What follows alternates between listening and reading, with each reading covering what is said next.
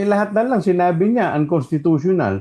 Yung unang mga desisyon ng Korte Suprema sinasabi unconstitutional dahil hindi naman po dahil sa laman o sa merito ng kaso, kung hindi dahil sa merit, kundi dahil sa procedural aspect. Now, by that lahat ng nakalagay sa ating saligang batas, ito po ay sinusunod namin pati sa rules.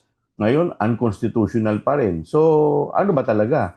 So, kung susundin mo yung second mode, unconstitutional. Kung susundin mo yung first mode, unconstitutional pa rin sa kanya. So, ano ba talaga? So ano nga po kaya sa tingin nyo, bakit ganun po ang kumbaga depensa na ngayon ng bis?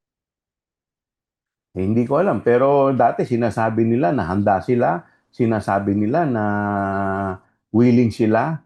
Pero ngayon, eto, binibigay na yung pagkakataon sa kanila. And yet, lahat naman kino-question nila at sasabihin nila na unconstitutional. Kaya hindi ko po maintindihan kung ano po talaga ang gusto nila.